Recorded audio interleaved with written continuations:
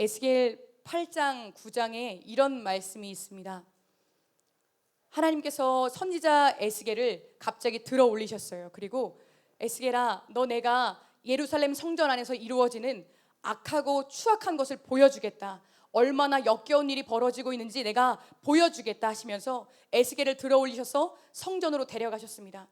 성전 한 구석에 질투의 우상이 서 있었습니다. 에스겔아, 너희 더러운 것을 보느냐? 너는 이것보다 더 역겨운 것을 보게 될 것이다. 에스겔을 또 들으셔서 성전 한 구석으로 또 데려가시니까 벽에 하나의 구멍이 나 있는데, 에스겔아, 너 이 구멍을 두드려서 다 부셔보아라. 이 벽 너머에 무엇이 있는가 보아라. 에스겔이 그 조그맣게 나 있는 구멍을 다 부셔서 그 너머에 뭐가 있는지를 보았습니다. 벽에, 하나님을 예배하는 성전 벽에 온갖 곤충과 우상들의 그림이 그려져 있었습니다. 그리고 더 충격적인 것은 무엇이죠? 이스라엘의 장로들이, 70여 명이 넘는 장로들이 그 앞에서 향을 피우고 그 앞에서 우상 숭배를 하고 있는 모습을 보여주시는 겁니다. 에스겔아, 너 이것을 보느냐? 너 이거보다 더 악하고 더 역겨운 것을 보게 될 것이다. 에스겔을 또 들어 올리셔서 성전 가장 중앙으로 가십니다. 그곳은 하나님의 언약궤가 있는 안뜰이에요. 안뜰에서 제사장들이 하나님을 등 뒤로 한 채 태양신을 향해서 절하고 있습니다. 이런 모습을 하고 있으면서 이스라엘 백성들은 뭐라고 말을 했다고 했습니까? 하나님이 우리를 버리셨다, 하나님이 우리를 떠나셨다라고 말을 한다. 나는 이 순간부터 여호와의 성전에서 떠나가겠다, 영광을 떠나겠다라고 하나님은 심판하십니다. 우리들의 마음을 하나님께서 성전이라고 하셨습니다. 우리는 오늘도 어떤 기도 제목을 가지고 나와서 하나님, 왜 나의 기도 제목 들어주지 않으십니까? 왜 나는 이 문제가 풀리지 않습니까? 라고 하나님께 따지듯이 묻습니다. 그런데 하나님께서 누군가를 데리고 가셔서 김미정의 마음을 열어보이시는 겁니다. 너 김미정 마음속에서 뭐가 일어나는지 볼 수 있겠느냐? 얼마나 역겨운 일이 일어나는지 볼 수 있겠냐? 제 마음을 한꺼풀 한꺼풀 여시는데 보면 볼수록 역겹고 더러운 우상과 악한 것들이 우리들 마음속을 가득 차 있다면 하나님이 우리 가운데 도저히 거하실 수 없는 그런 악한 모습이 사실은 저와 여러분이 아닌지 돌아보아야 합니다. 지금 내 마음속에 무엇이 있는가? 내가 하나님을 입으로는 찬양하고 때로는 섬김도 하고 구제도 하고 율법을 지킨다고도 하고, 그런데 하나님께서 보시는 내 마음의 중심에 과연 나의 마음에 무엇이 들어있는가? 과연 내 마음속에 하나님만이 가득 차 있는가? 내 마음은 청결한 사람인가? 내 심령은 가난한 사람인가? 우리는 이 시간 돌아보아야 합니다. 마음이 우상으로 가득 찬 사람에게 하나님은 에스겔 9장에 뭐라고 심판하십니까? 너 하나님의 천사를 불러일으켜서 그 사람들을 어린아이부터 젖먹이부터 노년에 이르기까지 한 사람도 빠짐없이 다 도륙해버려라. 그 자리에서 이스라엘 사람들이 멸족을 당할 정도로 살육이 일어납니다. 그런데 하나 구원의 소식이 있어요. 그게 무엇이죠? 모든 사람들을 다 쳐 죽이되 이 성전 안에서 일어나는 일들 때문에 슬퍼하고 근심하는 사람들의 이마에는 표시를 해놓아서 이 사람들만은 살려두어라. 무슨 말씀입니까? 더럽고 추악한 우리가 살 수 있는 유일한 길이 무엇이라는 얘기죠? 상하고 애통하는 마음이라는 뜻입니다. 하나님께서 보아주시는 거, 하나님께서 알아주시는 그 마음 하나가 있습니다. 그것이 무엇이죠? 우리는 더러운 사람입니다. 우리는 악한 사람이에요. 그런데 우리 마음 가운데 내 속에서 벌어지는 이 일 때문에 근심하고 슬퍼하는 마음이 있을 때 하나님은 우리를 살려주겠다고 약속하셨습니다. 하나님께서 오늘도 여러분을 숨쉬게 하신 이유가 무엇입니까? 오늘도 2014년에 5월 11일을 주신 이유가 무엇이지요? 우리들의 어마어마한 꿈을 이루기 위해서가 아닙니다. 우리들의 젊은 날의 인생을 이루어 주시기 위해서가 아닙니다. 성경에 분명히 나와 있습니다. 하나님께서 우리 인간들에게 하루를 허락해 주신 이유는 단 한 가지입니다. 한 사람이라도 멸망하지 않고 회개하기를 원하시는 하나님의 마음 때문에 주께서 진노를 오래 참고 계시다라고 말씀하고 계십니다. 진작 오셔서 심판하고 싶으십니다. 진작 오셔서 이 땅에 하나님의 나라를 이루고 싶으십니다. 그러나 주께서 오래 참으사 한 사람이라도 멸망치 않고 회개하게 이르기를 원하셔서 오늘도 하루를 늘리고 있다고 말씀하셨습니다. 그렇다면 우리가 오늘 살아가는 유일한 이유가 무엇이 되어야 됩니까? 내일 어떤 회사에서 무슨 일이 있으니까, 학교에서 내가 뭘 이뤄야 되니까 아닙니다. 하나님께서 원하시는 우리 삶의 유일한 목적은, 오늘 우리의 유일한 목적은 회개인 줄을 믿습니다. 하나님, 오늘 하루를 허락해 주신 그 목적대로 내가 거듭나겠습니다. 내가 회개하겠습니다. 십자가 앞에 무릎 꿇고 그 죄를 씻김 받겠습니다. 그것이 오늘 여러분에게 또 저에게 숨쉬게 하시고 말하게 하시고 만나게 하신 유일한 이유인 줄을 믿습니다. 여러분 서로 교제했을 때 어떤 교제하셔야 됩니까? 성경에 이렇게 나와 있습니다. 너희는 오늘이라고 하는 시간에 피차 권면하여서 믿음의 한 사매로 떨어지지 않게 회개하라고, 일어나라고, 살아나라고, 기도하고 권면하라고 말씀하셨습니다. 그것이 여러분이 모이는 이유이며 그것이 여러분들이 이따가 예배 끝나고 셀모임하는 이유인 줄 믿습니다. 이 세상에서 가장 행복한 삶은 어떤 삶입니까? 이 세상에서 가장 아름다운 삶, 이 세상에서 가장 복된 삶, 우리들이 인생의 모든 것을 다 던져서 얻어야 할 유일한 삶이 있다면 용서받은 죄인의 삶인 줄 믿습니다. 그 어떤 삶이 아니라 내가 돈 많이 버는 거, 성공하는 거, 내가 사랑하는 사람들에게 인정받고 칭찬받는 것이 아니라 우리가 우리 인생 가운데 유일하게 추구해야 할 한 가지 삶은 용서받은 죄인의 삶입니다. 그 삶은 아무에게나 주어지지 않습니다. 예배 자리에 꼬박꼬박 나온다고 해서 주어지는 것이 아닙니다. 우리 어머니 아버지가 목사고 장로고 몇 대째 그리스도인이라고 해서 주어지는 것이 아닙니다. 그것은 간절하게 사모해야만 겨우 얻을 수 있는 은혜입니다. 이 가운데 여기 몇십 명인지 모르겠지만 이 가운데 10명이라도 2%라도 5%라도 설교하는 저 한 사람이라도 과연 그 삶을 살아가고 있을지, 그 삶이 주어져 있을지 의문입니다. 그 정도로 싸워내고 쟁취해야 될 삶입니다. 용서받은 죄인의 삶은 어떤 삶이죠? 첫째로 내가 얼마나 죄인인지 아는 삶입니다. 두 번째로 내가 어디까지 용서받았는지 십자가의 은혜를 아는 삶입니다. 세 번째, 이제는 그 은혜에 감사해서 내 뜻대로가 아니라 하나님의 뜻대로 순종하며 살아가는 삶입니다. 그것이 용서받은 죄인의 삶이고 여러분들이 온 생을 다 걸쳐서 추구하고 얻어야 할 삶인 줄 믿습니다. 제가 짧은 사역의 기간이 있었지만 손에 꼽을 정도로 아름다웠던 순간이 있었습니다. 석 달 전에 제가 고아원 아이들이 모이는 집회에 간 적이 있어요. 청소년 아이들이 집회였습니다. 미국에서 플루트를 가르치는 교수님께서 자비량, 자기 돈을 다 털어서 전국에 있는 고아원 아이들 중에 음악에 재능 있는 아이들을 뽑으신 겁니다. 그래서 전국 각지에서 차비를 다 본인이 주시면서 모으시는 거예요. 그래서 1년에 한두 번씩 그 음악 연습을 하고 합주 연습을 해서 세계 선교에 쓰임받도록 하기 위한 겁니다. 가난해서 꿈을 펼치지 못하는 아이들을 위해서 그런 기회를 만드셨는데 올해부터 그 아이들에게 복음을 전하고 싶으셨대요. 그 아이에게 하나님을 전해야겠다는 생각이 드셔서 원래는 그런 시간이 없었는데 저녁 시간에 설교하고 예배하는 시간을 갖게 되었습니다. 은혜로 그쪽에 가게 됐고요.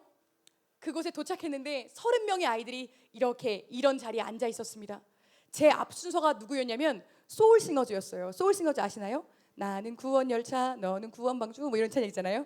그 찬양을 부른 4명의 소울싱어즈 분들이 앞에 나와서 찬양을 하고 계신 겁니다. 그분들의 공연이 끝나고 바로 제 순서입니다. 그분들의 공연이 끝나고 맨 마지막 앵콜송으로 잔잔한 거를 부르신 것도 아니고 구원 열차를 신나게 부르시고 내려가셨습니다. 그리고 수많은 아이들이 사인 받으려고, 또 소울싱어즈의 리더가 SM에서 보컬 트레이너 하시는 분이시잖아요, 그죠? 그분을 따라가서 뭐 소녀시대 유나 얘기 좀 들어보고 나도 어떻게 좀 성공해 보려고 우르르 따라 나갔는데 저보고 나오랍니다. 찬양도 없습니다. 기도도 없고 소개도 없습니다. 그냥 나가랍니다. 나와서 이걸 어떻게 해야 되나? 이런 자리는 처음이어서 설교를 하기 그냥 기도하고 설교를 하기 시작했습니다. 내가 여기 왜 왔을까? 도대체 이분들은 왜 나를 부르셨을까 생각할 정도로 어색하고 두려운 자리였습니다. 여러분은 그래도 잘 웃어주시잖아요. 그런데 그 친구들은 웃지 않습니다. 모자를 거꾸로 쓰고 여자는 앞줄, 남자는 뒷줄에 앉았는데 하나같이 다 이렇게 해서 이렇게 있는 거예요. 몇몇 아이들은 아무리 깨워도 일어나질 않습니다. 1시간 반 동안 설교를 하는데 그날따라 하나님께서 제 머리를 완전히 마비시키셨는지 예화나 간증이 생각이 안 나는 겁니다. 그렇게 떠올리려고 했는데 생각이 도저히 안 나는 거예요. 그래서 1시간 반 동안 제가 알고 있는 복음만 전했습니다. 너네 이러다 지옥 간다. 너네 이러다가 예수님 못 만난다. 너네 뭐 천국과 지옥이 진짜 없는 줄 아냐. 뭐 계속 그런 얘기를 1시간 반 동안 하니까 이 아이들이 얼마나 무서웠냐면 한 사람도 웃지 않았습니다. 한 사람도 울지 않았습니다. 조는 아이는 일어나지 않았습니다. 그 상태로 1시간 반이 지나가는데 뒤에 선생님들이 굉장히 실망한 눈빛이 보이시는 거예요. 이거는 뭔가 기대했던 분위기가 아닌 거죠. 그래서 선생님들도 피식피식 뒤에서 웃으시고요. 아유, 저게 뭔가 하는 분위기인 거예요. 제가 너무 초라하고 위기가 느껴져서 속으로 안간힘을 짰습니다. 뭐가 눈물 날 만한 간증이 없을까? 내 삶에 이렇게 간증이 없나? 막 생각을 해봤는데 도저히 생각이 안 나는 거예요. 그래서 그래, 너는 이렇게 살다 지옥 간다로 끝냈습니다. 끝내고 이렇게 말을 했어요. 내가 아무래도 오늘 은혜가 전혀 없는 것 같다. 전혀 여러분들이 하나님을 못 만난 것 같다. 그런데 내가 배운 게 있다. 우리 목사님께 배운 게 있다면 은혜가 안 되면 몸으로 때우라고 하셨다. 그래서 내가 여러분들을 위해서 오늘 밤 가지 않고 여러분들의 숙소에 남아서 기도실에 들어가서 밤새도록 여러분을 위해서 기도하겠다. 그러니까 여러분들 중에 궁금한 것이 하나라도 있는 사람, 뭐 거룩한 그게 아니어도 궁금한 게 있는 사람 나에게 와라. 나는 밤새서 여러분을 위해서 기도하겠다 하고 갔습니다. 7시 반에 시작해서 9시에 끝내버리고 기도실로 들어갔어요. 얼마나 초라하고 얼마나 부끄러운지요. 하나님, 오늘은 정말 죄송해요 하는 마음으로 기도하고 있는데 갑자기 누가 등을 툭툭툭 칩니다. 아이들이 1명, 2명, 3명 들어오기 시작했습니다. 이게 무슨 일인가 싶어서 1명을 붙잡고 상담을 하고 있는데 저 뒤에 의자에 아이들이 다 몰려와 앉아 있는 겁니다.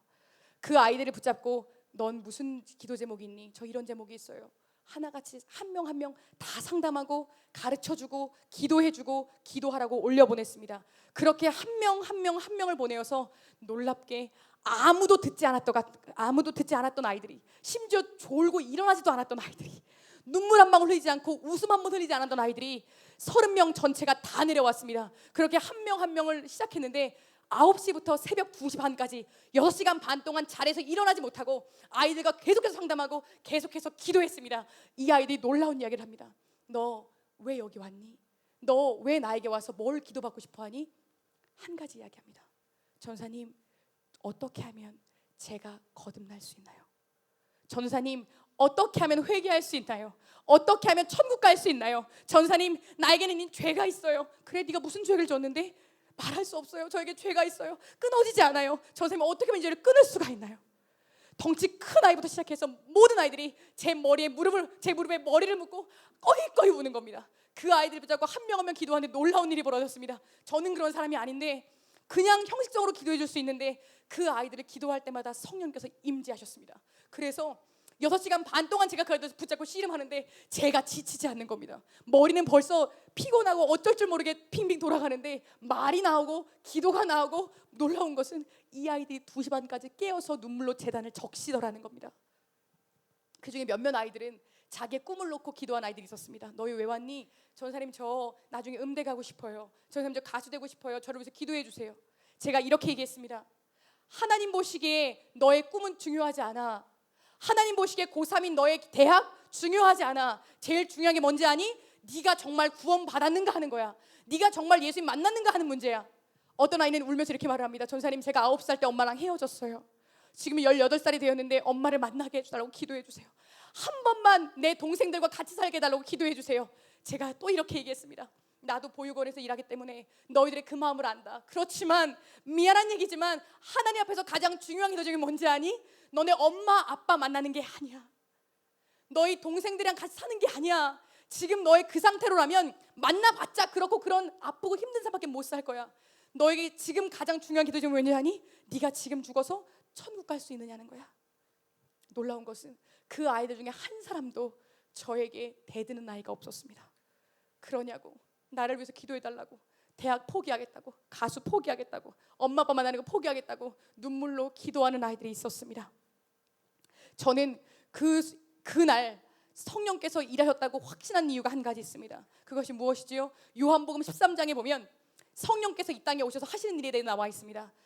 어떤 기적을 일으키시고 방언을 베푸시고 그것이 아니라 성령께서 이 땅에서 오셔서 하시는 일이 무엇입니까? 죄에 대하여서 우리들에게 가르쳐 주신다고 했습니다. 내가 죄인인 줄 몰랐는데 성령이 역사하시면 인간의 말로 설명하지 않아도, 눈에 어떤 기적들이 보이지 않아도 내가 죄인인 것을 알게 됩니다. 두 번째, 성령께서 오시면 의에 대해서 가르쳐 주신다고 했습니다. 내가 옳은 것이 무엇인지 몰랐는데, 내 삶이 옳은 줄 알았고 내가 갖고 있는 가치관이 맞는 것인 줄 알았는데 성령이 임하시면 아, 내가 갖고 있는 의가 껍데기구나, 내가 갖고 있는 의가 쓰레기구나라는 것을 본인 스스로 알게 됩니다. 세 번째, 성령이 오시면 우리에게 심판에 대해서 가르쳐 주십니다. 이 땅에 우리가 죽고 나서 심판이 있다는 것을 가르쳐 주신다고 했습니다. 이 아이들에게 이 세 가지가 깨달아진 것을 볼 때 저는 성령께서 그 자리 가운데 임하셨다고 확신합니다. 오늘 저는 여러분 이 가운데에서도 성령이 그렇게 역사하시기를 바랍니다. 그 누구보다 제 마음 가운데 그렇게 역사하시기를 간절히 원합니다. 그 마음을 갖고려면 어떻게 될까요? 가난한 마음을 회복하셔야 됩니다. 여러분의 마음속에 그래 한번 들어보자, 그래 한번 예배 드려보자, 그래 한번 어떤 말씀 하나 한번 생각해보자. 내가 좋으면, 내 마음에 좋으면 듣고 내 마음에 좋으면 따라야지가 아닙니다. 무슨 말이 들려지든지 간에 하나님 순종하겠습니다. 하나님 무슨 말씀이 선포되든지 간에 아멘하고 이제는 거듭나겠습니다라고 결단하는 마음이 있을 때에 하나님께서 그 심령에게 역사하실 줄을 믿습니다. 로마서 12장 2절에 이런 말씀이 있습니다. 너희는 이 세대를 본받지 말고 오직 마음을 새롭게 함으로 변화를 받아 하나님의 선하시고 기뻐하시고 온전하신 뜻이 무엇인지 분별하도록 하라. 아멘. 하나님께서 분명히 말씀하시는 것은 이 세대를 본받지 말라고 하셨습니다. 그게 무슨 말씀이죠? 이 세대에서 중요시 여기는 가치를 따라가지 말라는 것입니다.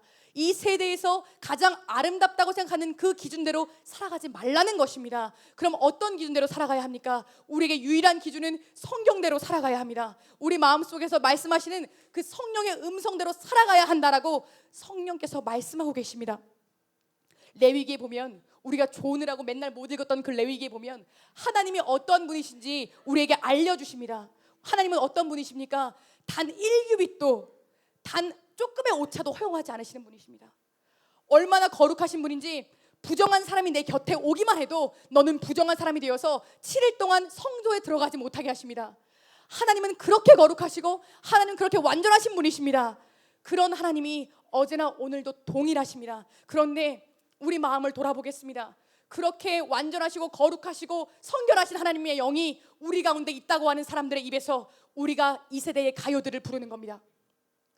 그렇게 완전하신 성령을 따라간다고 하는 우리가 이 세대의 가치를 쫓아서 어떻게 하면 좀 더 아름다워 보일까? 어떻게 하면 성공할 수 있을까? 어떻게 하면 내 꿈을 이룰 수가 있을까? 이 세대에 맞춰가지 못하면 소외되는 것 같고 바보 같은 모습으로 나를 책망하더라는 겁니다. 그게 무슨 말씀이죠? 우리들은 지금 이 세대의 가치를 쫓아가고 있는 것입니다. 이 세대를 따라가고 있는 거예요. 그러나 성령께서 여러분에게 말씀하시는 것이 있습니다.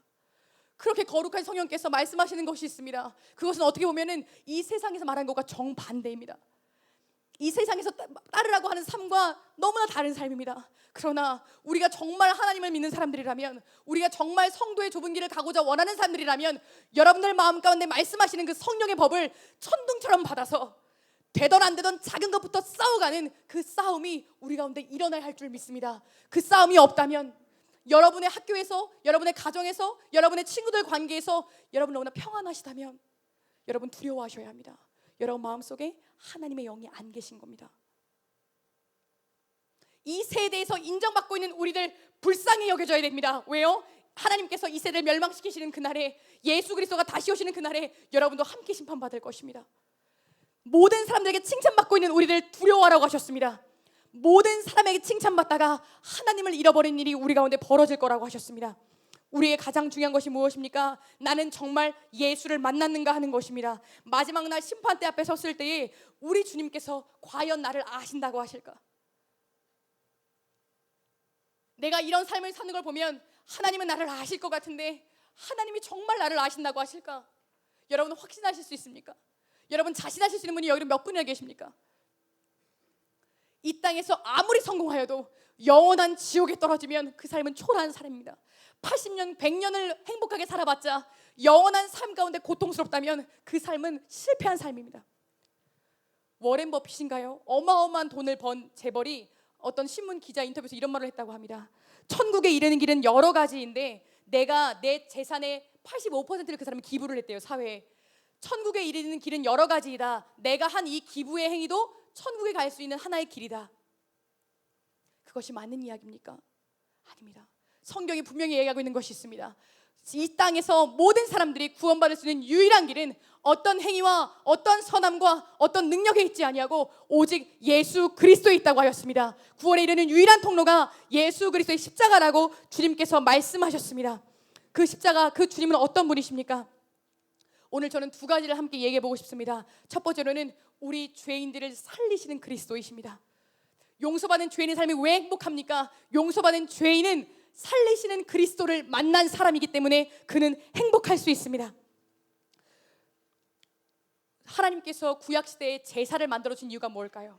하나님께서 왜 제사를 이스라엘 백성들에게 가르쳐 주시고 너 이런 죄를 지었을 때 이런 동물들을 잡고 이렇게 해라고 왜 가르쳐 주셨을까요? 한 가지입니다. 피 흘림이 없이는 죄 사함이 없다라는 것을 가르쳐 주시기 위한 것이었습니다. 너의 죄는 그냥 용서되는 것이 아니야. 너의 죄는 그냥 사해지는 것이 아니야. 너의 죄 때문에 누군가가 피 흘려야 사해질 수 있는 거야. 너의 피를 대신해서 누군가가 죽어야만 너는 살 수 있는 거라고 가르쳐 주시기 위한 것이었습니다. 하나님은 공의로운 분이십니다. 하나님은 완전한 정의이십니다. 그런데 문제는 무엇이지요? 우리는 태어날 때부터 악한 사람들이라는 것입니다. 태어나는 아기를 보세요. 우리 보육원에 저희 아이들을 보면 1살짜리 아직 지능도 많이 없고 아직 경험도 없는 그 어린아이가 자기에게 줄 과자를 다른 사람에게 주면 화를 냅니다. 떼를 쓰고 악을 쓰면서 울어요. 누가 이 아이에게 그것을 가르쳐 주었습니까? 태어날 때부터 이 아이 마음속에 부모님에게서 내가 먼저 사랑받으려는 욕구, 내가 다른 사람들보다 먼저 가지려는 그 탐욕이 그 아이 마음 가운데에도 누가 가르쳐 주지 않았고 누가 보여주지 않았는데 그 아이 마음속에 심겨져 있더라는 것입니다. 우리 모두가 다 마찬가지입니다. 우리는 사랑받기 원합니다. 다른 사람들보다 내가 존중받기를 원합니다. 시시각각 우리 마음속에서 의도하지 않아도 온갖 더러운 마음들이 솟아올라옵니다. 의도하지 않았는데 갑자기 미워집니다. 의도하지 않았는데 갑자기 질투심이 듭니다. 의도하지 않았는데 갑자기 열등하면 나락으로 떨어집니다. 의도하지 않았는데 음란한 마음이 들어옵니다. 칭찬하는 말 한마디, 누군가를 세워주는 말은 그토록 훈련해야 겨우 한 번 나오는데 누군가를 비방하는 말, 은근슬쩍 깎아내리는 말은 훈련하지 않아도 너무나 자연스럽고 너무나 편안하게 나오는 것이 우리의 모습입니다. 여러분 보면서 한 가지를 분명히 깨달아야 합니다. 우리는 죄를 즐거워합니다. 우리는 본질상 진노의 자녀라는 것을 우리가 분명하게 인정할 수 있어야 합니다. 우리들의 지나온 인간의 역사를 살펴보십시오. 저는 고등학교 때까지 역사학자가 꿈이었습니다. 그래서 우리나라 근현대사부터 시작해서 그래서 제가 유관순을 굉장히 사모하고 악무하고 존경하고 인간의 역사를 살펴보세요. 특별히 제가 너무나도 관심 있게 보았던 인간의 1900년대 근현대사를 한번 보십시오. 이 땅에서 얼마나 인간이 악해질 수 있는지 우리 역사가 증명해 주었습니다. 유태인들이 600만 명이 넘게 죽어갔습니다. 그들을 죽이는 사람들이 아무런 가책도 느끼지 못했습니다. 여러분 아십니까? 난징에서 몇만 명이 넘는 중국인들이 대낮에 몇천 명씩 죽어갔습니다. 일본인들에 의해서 난징 대학살이 일어났어요. 우리나라에는 어떤 일이 벌어졌죠? 사람들이 위안부로 끌려가고 징용으로 끌려가고 수없는 독립운동가들이 죽어갔습니다. 어디서 그런 악함이 나왔습니까? 그 사람들은 우리와 다른 사람이었나요? 우리의 그 조상들은 나와 상관없는 외국인들입니까? 아니요. 그 사람들이 곧 우리의 과거이고 그 사람들이 곧 우리의 현재이고 그 사람들이 곧 우리의 미래입니다. 우리도 그런 사람들입니다. 인터넷과 신문을 한번 보세요. 역사를 모르시는 분이 계시다면 인터넷과 신문을 보십시오. 이 땅에서 얼마나 더러운 일이, 얼마나 악한 일이, 얼마나 무서운 일이 벌어지고 있는지 여러분 조금만 관심 가지면 그냥 넘기지 말고 하나하나 주의 깊게 보면 여러분 알 수 있습니다. 초등학생들이 인신매매를 합니다. 초등학생들이 성매매를 합니다. 폭행과 살인까지 벌입니다. 아비 된 사람이, 어미 된 사람이 자기 자식을 폭행하고 때리고 죽입니다. 자식이 엄마를 죽입니다. 강도가 한 가정에 침입해서 어머니를 찔러 죽이고 피가 철철 나는 그 어머니 시체 옆에서 딸을 강간합니다. 동성애도 모자라 이제는 짐승과 성관계를 맺는 것을 괜찮은 것이라고 멋있는 문화라고 인정하는 세대가 되었습니다. 여러분 아십니까? 동성애도 모자라 짐승도 모자라 어떤 영화까지 나왔습니까? 이제는 귀신과 성관계를 한 영화가 나왔습니다. 이것이 우리가 살아가고 있는 세대입니다. 그리고 더 무서운 건 뭔지 아십니까? 우리가 그것들을 좋아하는 사람들이라는 것입니다. 우리는 본성상 우리는 지금 이 얘기를 들으면 어떻게 그런 일이 벌어질 수 있지? 어떻게 그렇게 지저분할 수가 있지라고 생각하지만 여러분 아십니까? 그 상황이 닥치면 우리는 거룩한 것보다 그쪽을 선택하기 쉬운 사람들입니다. 여러분 인정할 수 있겠습니까? 우리의 본질상 하나님의 은혜로 하나님께서 살려주지 않으시면 버텨낼 수 있는 힘을 주지 않으시면 우리의 본성대로 가만히 있으면 우리는 시간이 얼마 되지 않아 거기까지 얼마든지 나라까지 떨어질 수 있는 사람들입니다. 우리는 그 사실을 너무나 쉽게 간과하지만 역사적으로 이 사실에 대해서 몸부림쳤던 사람이 있습니다. 마틴 루터입니다. 이 사람은요, 얼마나 마음 가운데 애통한 마음이 들끓었는지, 천주교에는 고해 성사라는 것이 있잖아요. 그래서 자기 신부에게 매일 나아가는 겁니다. 내가 어떤 행위로 죄를 지었을 때 말할 것도 없고요, 내가 그냥 생각으로만 죄를 지었을 때에도 자기 신부에게 나아갔습니다. 그래서 죄를 고백하는 겁니다. 신부님, 제가 이런 마음을 품었습니다. 또 옵니다. 신부님, 제가 또 이런 마음을 품었습니다. 또 옵니다. 신부님, 제가 이런 마음을 품었습니다. 하루에 수십 번씩 100여 차례가 넘게 오니까 신부가 너무 짜증이 나서 그만 좀 와라, 이렇게 와서 떠들 거면 밖에 나가서 한 번이라도 선행을 더 해라 라고 쫓아낼 정도로 루터의 마음속에 강박관념처럼 남아있는 것이 있었습니다. 그것이 무엇이죠? 나는 어쩔 수 없는 죄인이구나. 나는 선한 말을 한마디 해도 그 속에 수없이 많은 악한 동기가 있는 나는 죄인이구나. 나는 이웃 사람들을 구제하는 착한 사람인 줄 알았는데 그 구제 속에 사실은 어마어마한 죄가 숨어있는 나는 답이 없는 죄인이구나. 그저 지나간 사람과 인사 한 번을 해도 그 속에 죄가 묻어나오는 나는 악한 사람이구나. 나 같은 사람이 어떻게 구원받을 수 있을까? 루터는 끊임없이 질문하고 끊임없이 아파했습니다. 사람들은 그를 보면서 답답한 사람이라고 했습니다. 아유, 저런 말도 안 되고 저런 강박관념 걸린 사람. 그러나 다른 그 누구와 비교할 수 없이 그가 분명히 깨달아진 진리가 있었습니다. 자기가 죄인이라고 말하는 바로 그 루터에게 하나님의 은혜가 폭포수처럼 임했습니다. 그래서 더 이상 나의 의가 아니라 그리스도의 의로 용납받는 것이 무엇인지 루터가 분명하게 깨달아 알게 된 것입니다. 여러분, 우리가 붙잡아야 할 것이라고는 십자가의 은혜밖에 없습니다. 우리가 의지해야 될 것이라고는, 우리가 붙잡아야 될 그 어떤 근거는 십자가에서 우리 주 예수 그리스도가 나를 위해 대신해서 죽으셨다는 그 사실 하나밖에 없는 줄 우리가 믿습니다. 구약시대 때는 제사를 짐승들이 막 죽어갈 때 사람들은 짐승들이 죽는 이유를 잘 몰랐을 것 같아요.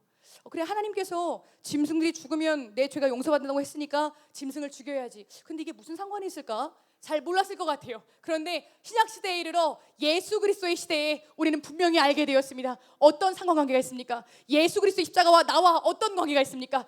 여러분은 맞았어야 했습니다. 우리들은 채찍에 맞아야 했고 십자가 달려 죽었어야 했습니다. 내가 지은 죄의 삭은 사망이기 때문에 우리가 그 형벌을 당해야 했습니다. 그런데 예수 그리스도가 나를 대신해서 맞으셨다는 것입니다. 그가 맞으신 이유가 바로 나의 죄 때문이라는 것입니다. 그가 맞으신 이유가 우리 마음속에서 끊임없이 솟아나오는 그 죄 때문에 우리 주님이 맞으셨다는 것입니다. 거기서 십자가와 내가 상관이 있습니다.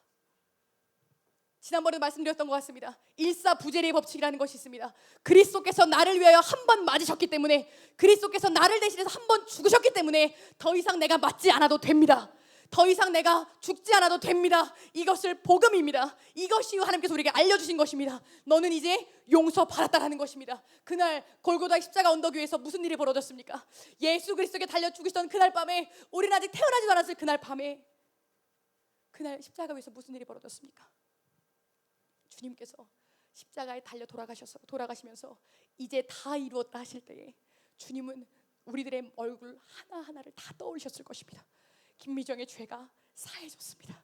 이제 다 끝났습니다. 이 세상의 모든 사람들의 죄가 예수 그리스도의 죽으심으로 말미암아서 다 거듭나게 되었습니다. 다 사라지게 되었습니다. 하나님 앞에서 한 사람도 빠짐없이 나 같은 죄인도, 여러분 같은 죄인도 거듭나서 당당히 나아갈 수 있는 길이 예수 그리스도의 십자가로 열리게 된 것입니다. 아멘. 이것을 믿는 자들에게 하나님께서는 온도계를 갖고 와서 여러분에게 마음을 얼마나 뜨거운지 재보지 않으십니다. 여러분의 뜨거움과 상관없이, 여러분의 이해와 상관없이, 여러분의 학식과 상관없이 이미 십자가에서 무슨 일이 벌어졌습니까? 우리의 모든 죄가 다 사해졌습니다. 우리의 모든 것들이 이미 예수 그리스도께서 값을 치러 내셨다라는 것입니다. 나의 넉마 같은 더러운 옷을 다 벗겨버리시고 예수 그리스도께서 신부의 흰옷을 우리에게 값없이 입혀주셨습니다. 그 은혜를 믿는 모두에게 주신다고 약속하셨습니다. 사랑하는 젊은 교회 청년들 여러분, 저는 여러분을 위해서 기도합니다. 설교를 하기 시작한 때부터 제가 한 가지 기도한 것이 있습니다. 무엇을 놓고 기도했냐면, 하나님, 젊은이 교회를 사랑하게 해주세요. 저는 젊은이 교회를 모릅니다. 젊은이 교회에 와서 새신자 교육 받기도 하는데 갑자기 설교를 하게 되었습니다. 그래서 여러분들과 관계를 모릅니다. 그러나 한 가지, 여러분에서 매일매일 같이 기도하는 것이 있습니다. 여러분을 사랑해 달라고 기도하면서 한 가지 기도하는 것이 있습니다. 저는 저와 같은 사람이 한 사람이 있다면 여러분 그 사람이 거듭나기를 바라는 마음으로 오늘도 이 자리에 섭니다. 저는 죄 가운데 있었을 때 고통스러웠습니다.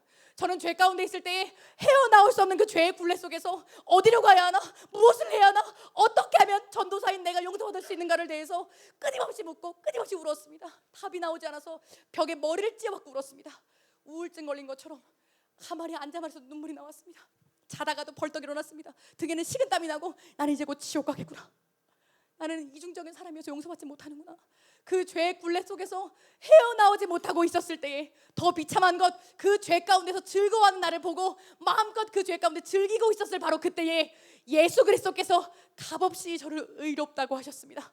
그 십자가를 붙잡는 그 순간에 김미정이 거듭나게 되었습니다. 그 십자가를 믿는 그 순간에 제 죄가 저에게서 멀어지더라는 것입니다. 저는 오늘도 그 마음 가지고 여러분들 중에 한 사람을 위해서 이 자리에 옵니다. 여러분 가운데 한 사람이라도 저 때문에, 저처럼 어떤 죄 때문에 매여서 나오지 못하는 분이 계시다면 나오라고 말씀드리려고 이 자리 가운데 옵니다. 여러분은 용서받을 수 있다고, 여러분은 구원받을 수 있다고, 십자가가 바로 당신을 위한 것이라고, 나뿐만이 아니라 여러분을 위한 것이라고 얘기해주고 싶어서 그것에 감사해서 이 자리 가운데 옵니다. 여러분, 죄를 쫓아가면 죽습니다. 죄를 쫓아가고 죄를 좋아하면 그 순간은 잠깐 좋지만 영원한 파멸이 여러분에게 찾아올 것입니다. 그것이 어떤 종류의 죄이든, 말이든 행동이든 미움이든 탐욕이든 교말이든 음란이든 그 모든 죄든 여러분이 좋아하는 그 죄 여러분을 반드시 버릴 것입니다. 여러분이 좋아하는 그 죄 여러분의 인생을 책임져 주지 않고 나락으로 떨어뜨린 다음에 반드시 영원한 지옥으로 끌어내릴 것입니다. 죄를 따라가시면 죽습니다. 죄를 따라가면 행복하지 못합니다. 죄를 따라가면 슬프고 아플 뿐입니다. 그 예가 계속해서 말씀드리잖아요. 유다를 보십시오. 유다는 죄를 따라갔습니다. 예수 그리스도를 버리고 죄를 따라갔습니다. 예수님 십자가 못 박아 죽인 이후에 돌아가서 나를 살려달라고, 나 어떻게 되냐고 대제사장들에게 무릎 꿇고 빌었습니다. 내가 잘못했습니다. 내가 스승을 판 것이 잘못한 것 같습니다. 사람의 생각이라면 대제사장들과 서기관들은 이렇게 말해야 합니다. 유다야, 걱정하지 마. 내가 너를 도와줄게. 내가 너를 감싸 안아주고 너의 옛날 스승 예수가 하지 못했던 그 축복과 그 은혜를 내가 너에게 줄게라고 말해야 합니다. 그런데 어떤 일이 벌어졌습니까? 그게 나와 무슨 상관이냐? 네가 죽였잖아. 내가 시켰어? 네가 죽였잖아. 예수 판 건 네가 했잖아. 네 몫이나 가지고 떠나가 버리라고 유다를 쫓아내버렸습니다. 그리고 유다가 반납한 그 30냥의 돈은 더럽다고 만지지도 않고 다른 데 땅 싸는 데 써버렸습니다. 자기 손으로 만지지도 않았어요. 더럽다고. 버림받은 유다의 삶이 어떠했습니까? 미친 듯이 달려나가서 목을 매달았습니다. 그렇게 죽었습니다. 그냥 죽지도 못했습니다. 가지가 부러져서 시체가 땅에 곤두박질 쳐지고 배가 터지고 창자가 튀어나와서 그 주변에 밭이 온통 피밭이 되었다고 말하고 있습니다. 이것이 죄가 가져다주는 여러분의 마지막입니다. 이것이 우리에게 정해져 있는 마지막 수순입니다. 죄의 삭슨, 죄의 결국은 반드시 사망입니다. 여러분들 이 세대의 가치 속에서 죄 가운데 즐거워하는 분 계십니까? 이 정도는 괜찮겠지 뭐. 이렇게 한마디 하는 거 괜찮겠지 뭐. 남들을 향해서 저렇게 쳐다보는 거 한 눈빛 한 번 괜찮겠지 뭐. 내가 한번 보는 거 괜찮겠지 뭐. 아니요, 여러분, 그 죄 하나 때문에 여러분은 시간이 흐르면 그 죄가 쌓이고 쌓여서 하나님의 진노가 쏟아부어지는 그때에 여러분은 거듭나지 못한 채로, 회개할 기회가 주어지지 못한 채로 영원한 지옥에 떨어지고 말 것입니다. 기억하십시오. 회개할 수 있는 유일한 순간은 오늘입니다. 회개할 수 있는 유일한 기회는 바로 이 예배 시간이라는 것을 여러분 기억해야 합니다. 이 시간 여러분의 마음속에 있는 모든 것들 다 꺼내십시오. 내 마음속에 뭐가 있는가? 하나님께서 싫어하실 만한 그 죄가 무엇이 있는가? 그것이 교만이면 끄집어내십시오. 그것이 미우면 끄집어내셔야 합니다. 열등감, 상처면 끄집어내셔야 합니다. 음란이면 끄집어내셔야 합니다. 그래서 하나님께 지금 이 순간부터 마음속으로 기도하기 시작하십시오. 하나님, 나에게 이런 죄가 있습니다. 하나님, 벗어나고 싶습니다. 하나님, 용서받고 싶습니다라고 이 시간부터 여러분들 기도하기를 시작하셔야 할 줄 믿습니다.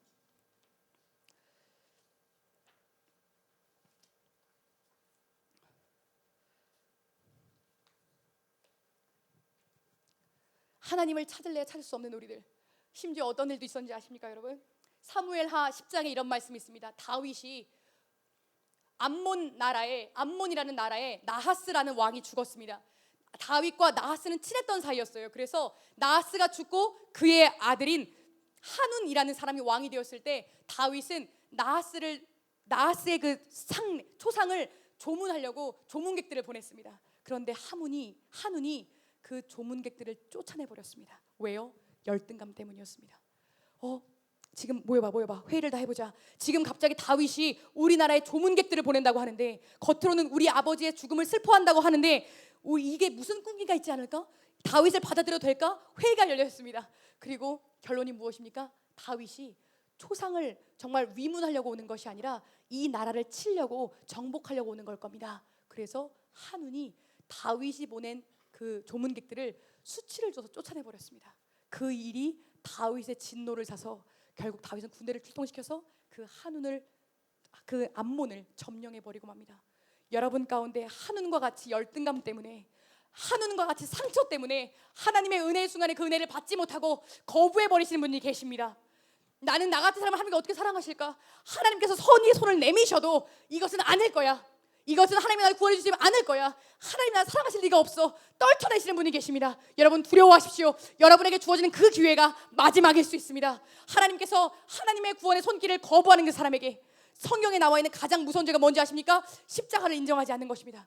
예수 그리스도를 부정하는 것입니다. 열등감 때문에, 상처 때문에, 그것 때문에 오늘도 구원의 은혜를 거부하는 여러분들에게 하나님의 은혜가 오늘 외에 더 주어지지 않을 수 있습니다.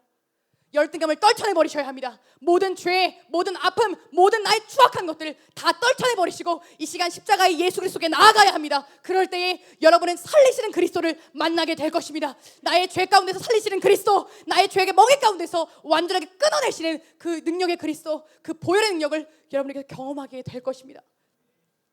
두 번째, 그리스도께서 우리를 자라게 하십니다. 성경에서 수없이 많은 부분에 하나님은 우리의 부모라고 말씀하십니다.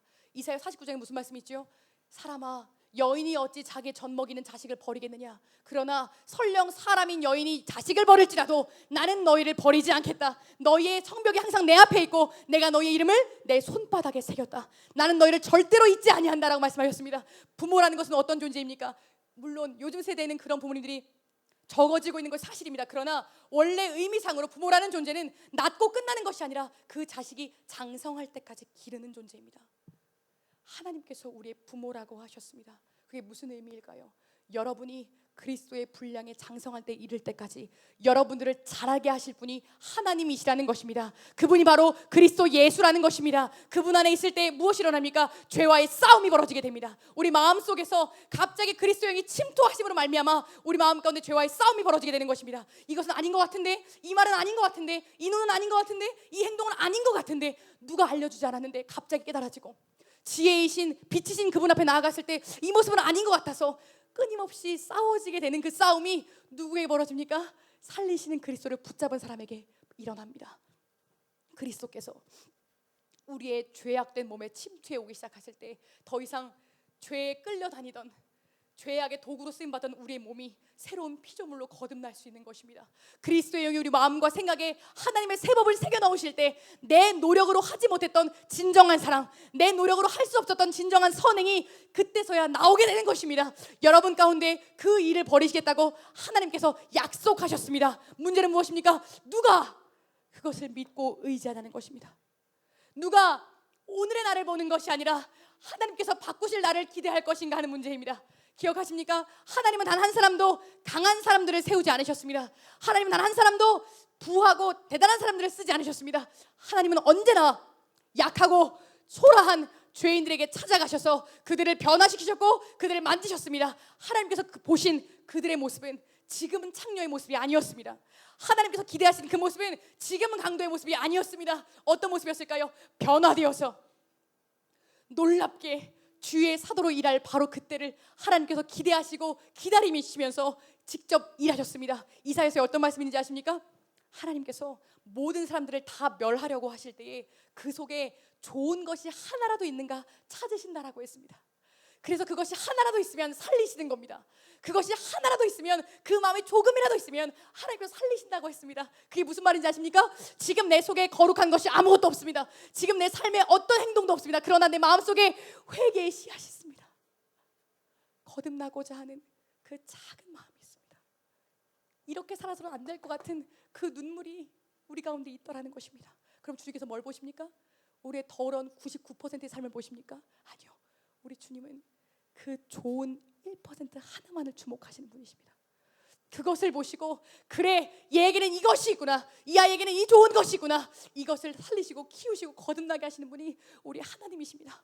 여러분 그것을 믿고 하나님께 나아오십시오. 지금 내 모습은 초라합니다. 우리는 다 알고 있어요. 그러나 나를 변화시키실 그리스도, 나를 살리실 그리스도, 나를 자라나게 하실 그리스도를 믿고 용기 내어 나오는 겁니다. 그러면 그때부터 우리 속에 선한 일이 벌어지기 시작합니다. 갑자기 내 마음속에서 하나님이 기뻐하시는 마음들이 솟아나기 시작하는 겁니다. 제가 고등학교 때 한참 매일 끝나고 수업 끝나고 12시든 뭐 1시든 교회 기도하러 3년 동안 내내 다녔습니다.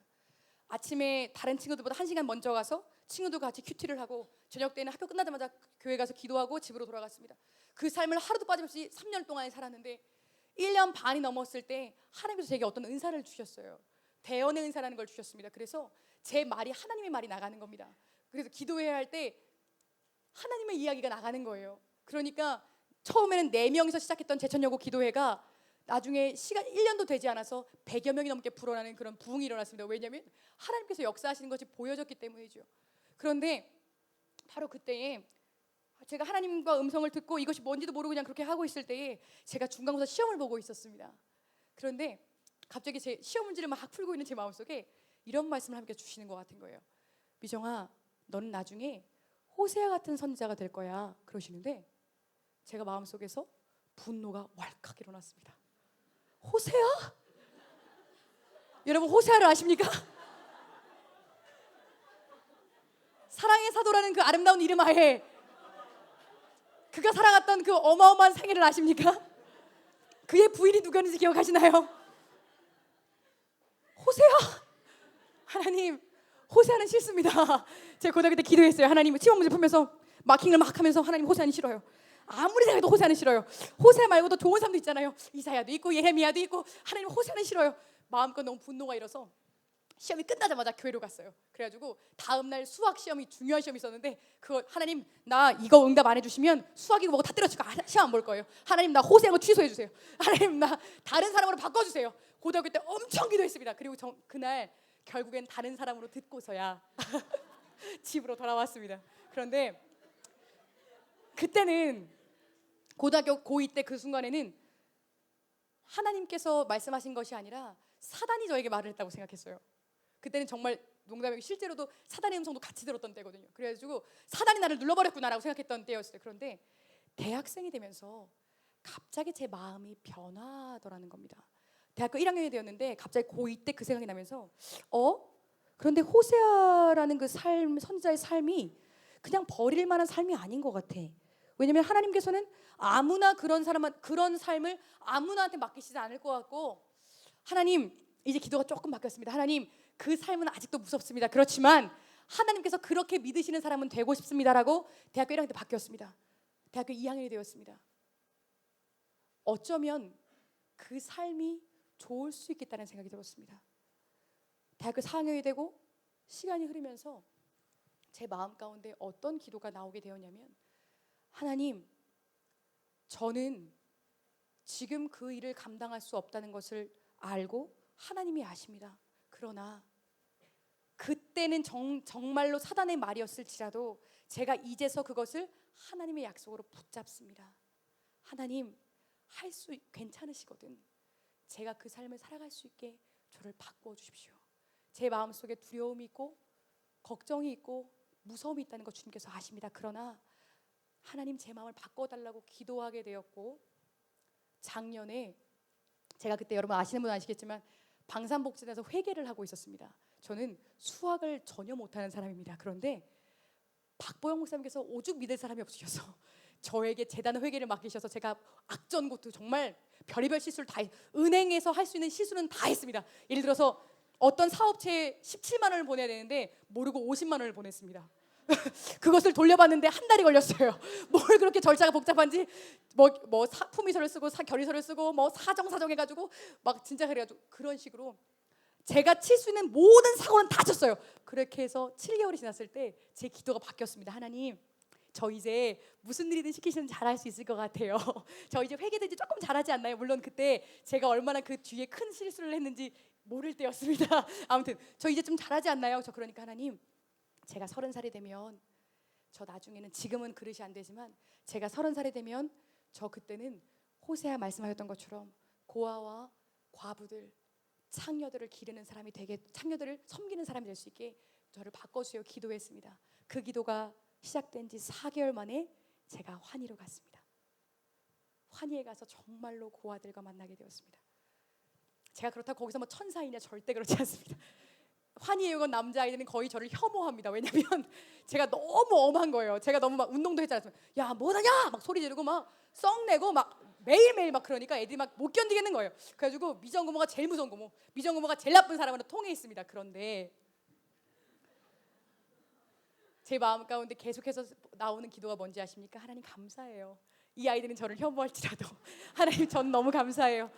환희 애원에 저 같은 사람을 여기 보내주셔서 너무 감사해요. 하나님 저 이렇게 기도, 환희 들어가는 애원에 들어가는 그 순간부터 지금까지 이렇게 기도했습니다. 하나님 저 평생 환희 애원에서 아이들이 커가는 것 보면서 살다가 죽게 해주세요. 여기가 아니면, 더 힘든 곳이 아니면 환희 애원을 떠나지 않게 해주세요. 그 기도를 한 지 1년이 되어서 저 이제 아프리카 갑니다. 물론 박부영 목사 밑에 있다 보면 계획된 일이 취소되고 바뀌고 그런 일이 너무나 많아서 제가 예정된 대로 11월 달에 아프리카를 갈 수 있을지 모르겠습니다. 그러나 제가 소원하고 기도하는 것이 있습니다. 하나님 저는 이 설교자의 삶보다 아프리카 가는 것이 더 귀한 것이라는 걸 압니다. 하나님 저를 꼭 가게 해주세요. 제가 기도했다는 걸 하면 알으시죠? 바꿔주세요. 저 보내주세요. 지금도 매일매일 기도합니다. 하나님 아프리카 빨리 가게 해주세요. 제가 무슨 말씀 드리고 싶은지 이해하시나요? 제 마음이 변화되더라는 겁니다.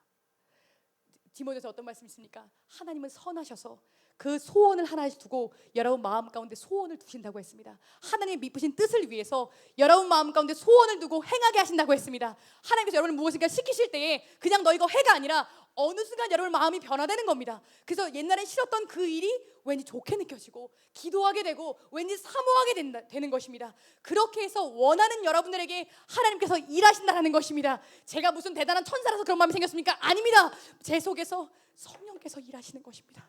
저는 그것을 믿습니다. 저는 제가 죄 가운데서 벗어날 수 있었던 그 유일한 힘이 성령의 역사하심이라고 믿습니다. 저는 매일매일 기도합니다. 하나님 저는 오늘도 죄송하고 부끄러운 말이지만 저는 옛날의 죄 가운데로 돌아가고 싶습니다. 너무 힘들고 너무 지칠 때 저는 옛날의 죄 가운데로 돌아가고 싶어하는 제 마음, 제 생각, 제 몸을 봅니다.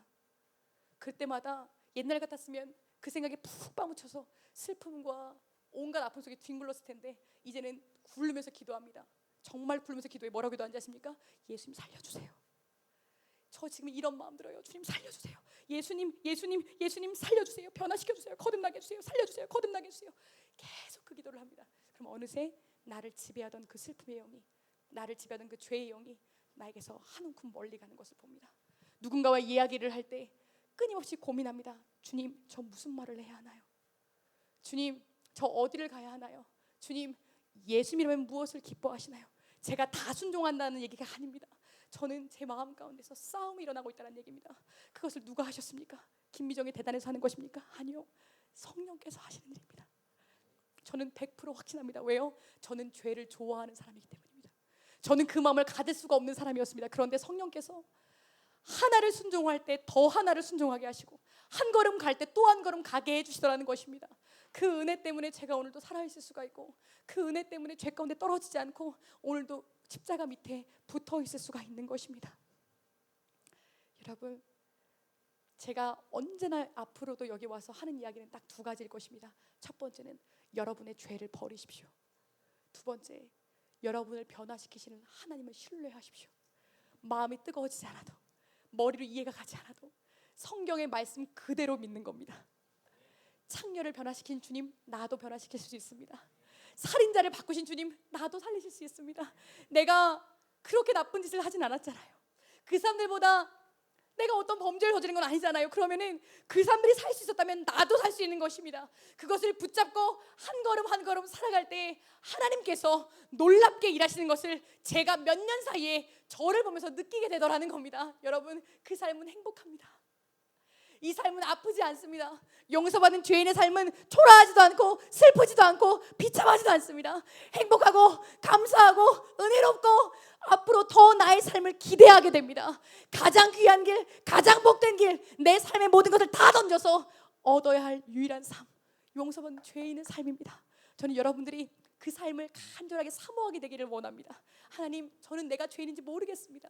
하나님, 내가 하나님에게서 얼마나 사랑을 받은 사람인지 모르겠습니다. 하나님, 내가 앞으로 어떤 길을 걸어가야 하는지 모르겠습니다. 그런 생각이 들 때마다 하나님께 나아오십시오. 그래서 기도하는 겁니다. 어떤 기도해야 합니까? 여러분의 가정을 위해서, 사역을 위해서, 회사와 친구들을 위해서가 아닙니다.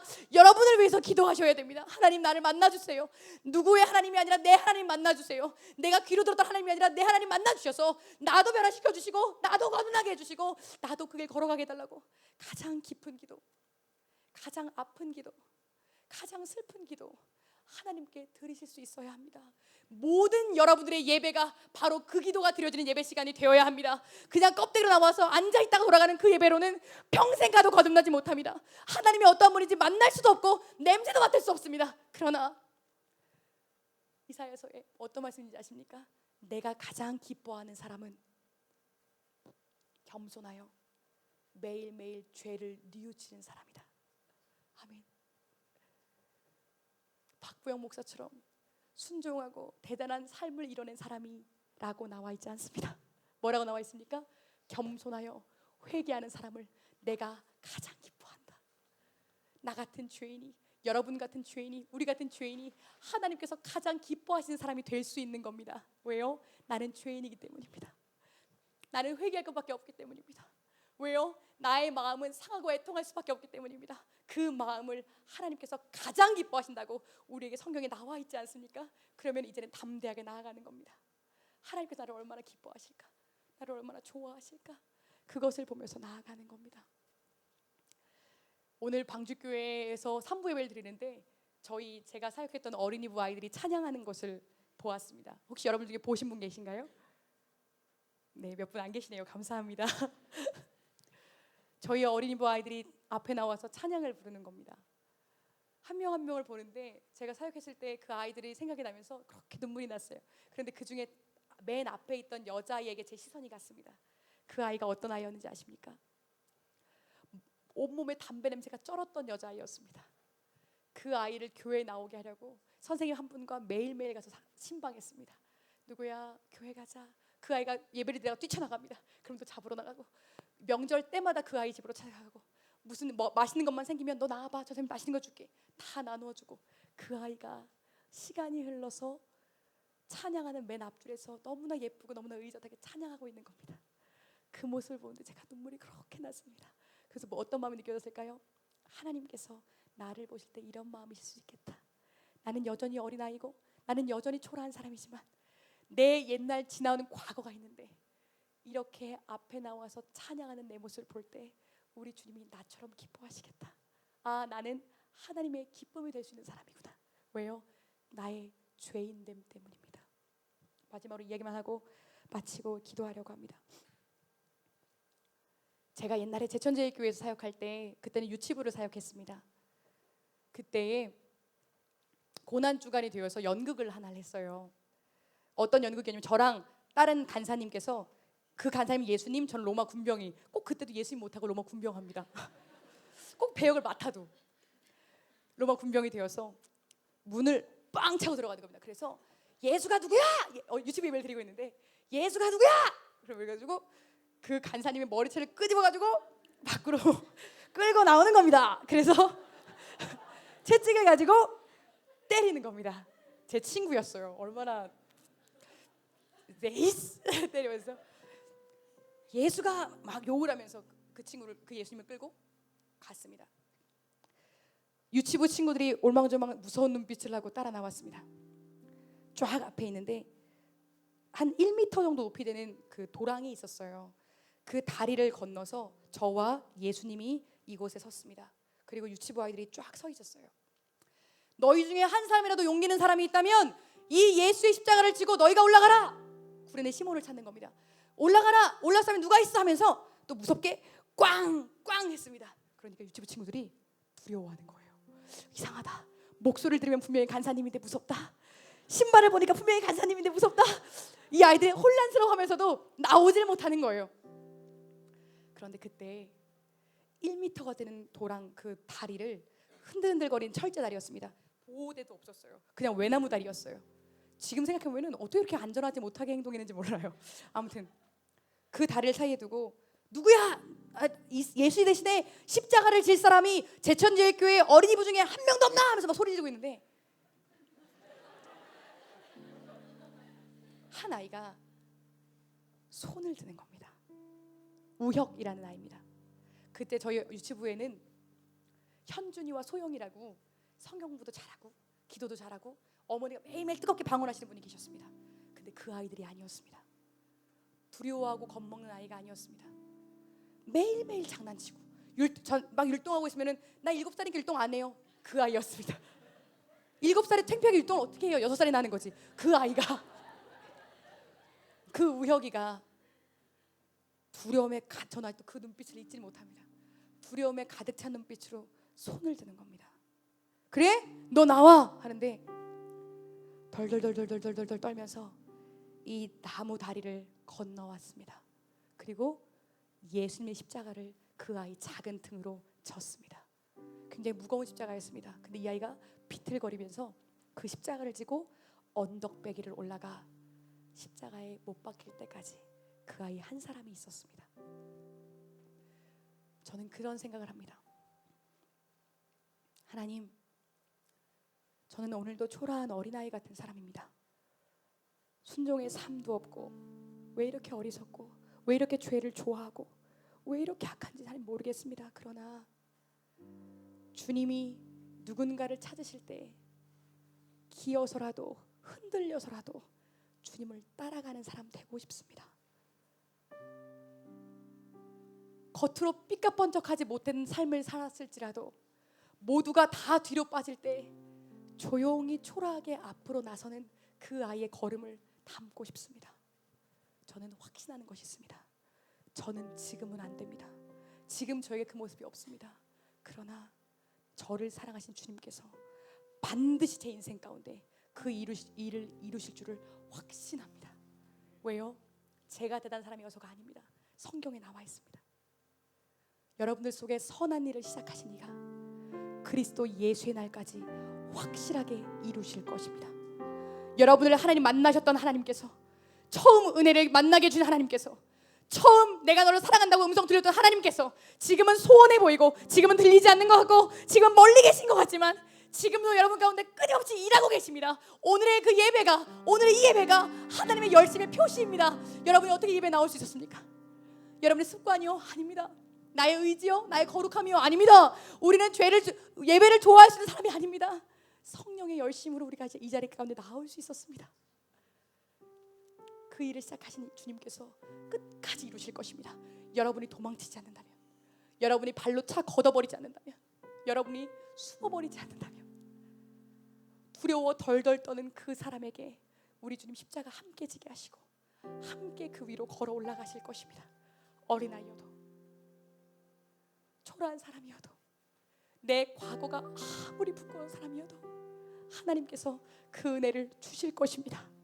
저는 이것을 믿습니다. 제 삶의 현재 유일한 목적은 그거 하나입니다. 하나님, 저를 변화시킬 건 믿습니다. 그거 하나만 의지해서 오늘도 하루를 살아갑니다. 밤마다 죄 가운데 나는 왜 이렇게 안 될까? 고통스럽고 힘듭니다. 그러나 넘어지지 않고 일어날 수 있는 한 가지입니다. 내 속에 일을 시작하신 이가 그리스도 예수의 날까지 이루실 거야. 우리 시간 찬양하고 함께 기도하기 원합니다. 이 세상 험하고 이 험한 세상 나 살아갈 동안 내 주님 가신 길 걸으며 내 주님을 찬양해. 십자가 보혈 날 구한 그 사랑, 나 매일 찬송을 드려도 늘 부족한 것뿐이니 나 호흡 있는 동안에, 나 생명 있는 동안에 나 주를 찬양하리라. 내게 생명 주신 주님을. 아멘. 이 찬양 부르고 기도하실 때 여러분, 제가 늘 말씀드리죠. 회개는 여러분의 감정으로 하는 것이 아닙니다. 여러분의 결단으로 하는 것이 아닙니다. 성령의 역사로 도우심을 입어서 하는 것입니다. 기도하고 찬양하며 속으로 계속 기도하십시오. 하나님, 회개할 수 있게 도와주세요. 하나님, 내 마음이 변화될 수 있게 도와달라고 기도하는 마음으로 찬양하십시오. 눈물이나 방언이나 어떤 외적인 모습에 집중하지 마십시오. 여러분의 속사람에 하실 그 놀라운 일 하나만을 기대하며 하나님만을 의식하며 이 시간 나아가시는 겁니다. 우리 찬양하겠습니다.